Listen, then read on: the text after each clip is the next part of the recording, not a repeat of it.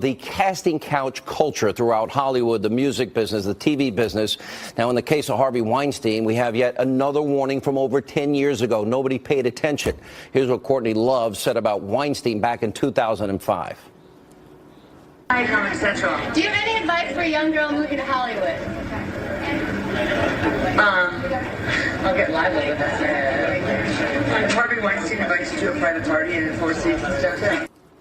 Recording artist Kaya Jones is also calling out the music industry. Kaya, who used to be a member of the Pussycat Dolls, she tweeted this weekend, "My truth, I wasn't in a girl group. I was in a prostitution ring. Oh, and we happened to sing and be famous while everyone who owned us made the money." We reached out to the founder of the Pussycat Dolls, Robin Anton, and she denies what Kaya is saying. Here with reaction, recording artist Kaya Jones, actress Tracy Lindsay Melchior is with us. Kaya, how old were you when you first got into music? I was 12 when I first got signed. Wow. And how quickly did the predators begin to move in? Well, I think that's the thing. They didn't move in right away for me. I didn't receive anything until I was 18 years old and I joined the Pussycat Dolls. So I think had I not had a career before that, where I knew that there are people with integrity, it wouldn't have probably been alarming, but it was super alarming because I had been in the business and never had any advances. And when you say it's a prostitution ring, those are strong words. People want to understand this. Oh, well, you know, when you have a den mother from hell that's controlling the girls, manipulating the mind, and verbally and mentally abusive, what's the difference between that and a pimp in order to control the narrative? That's what was done on a day-to-day basis by Miss Anton. And furthermore, you know, it was a constant thing of being, you know, attacked at the back of cars and innuendos by different executives. She knew, and everyone in the group went through it. In other words, you were attacked by those people that had all the power over you, and it was on a regular basis. Yeah, and I had to decide for myself my moral compass. I walked away at 21 years old from a massive conglomerate that was launching us into orbit. How bad could it be for a 21-year-old to walk away from her dreams? Yeah, I knew I was standing on a limb. Tracy, I know you spent years and you were on The Bold and the Beautiful and many of these successful daytime shows, and you had a horrific time. Why don't you tell us what happened? Well, first off, I want to be clear, none of my experiences were with my producers during soaps. I had lovely producers there. It was prior to that. But the entertainment industry attracts a lot of women who are looking for validation and approval, and in my case, male attention that I didn't get at home from a father.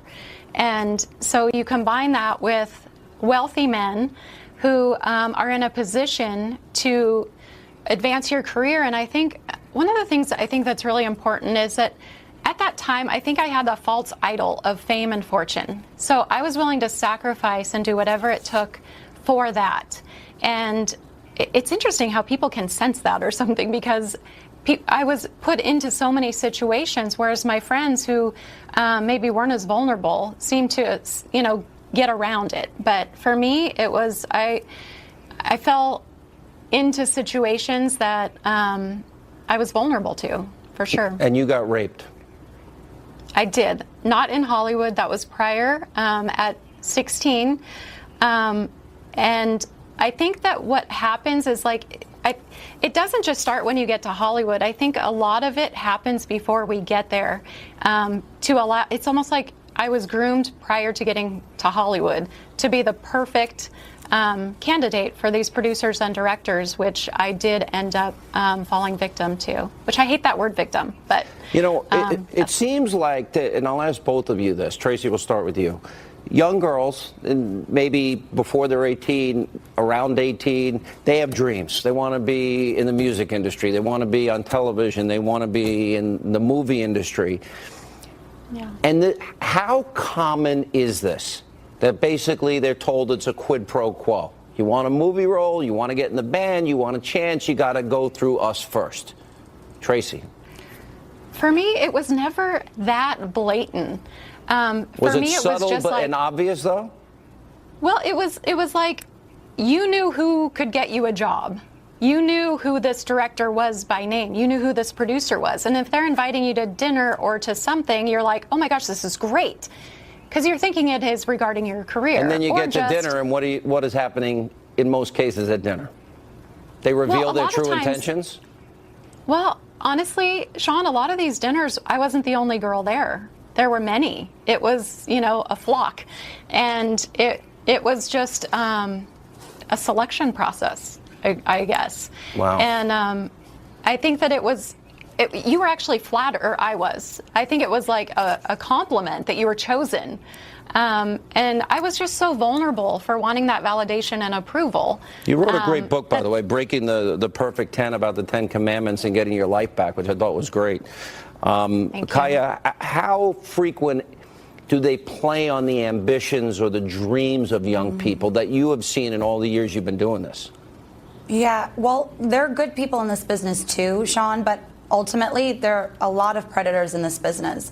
We've heard the stories from Corey Feldman. We've heard the stories from Corey Haim. We've heard, you know, Tom Petty has a song called Joe, talking about, you know, getting a young girl and a young boy and making money off of them and controlling them.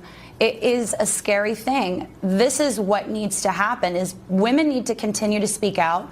Girls in my group, girls in other groups, or in entertainment, period, need to speak out.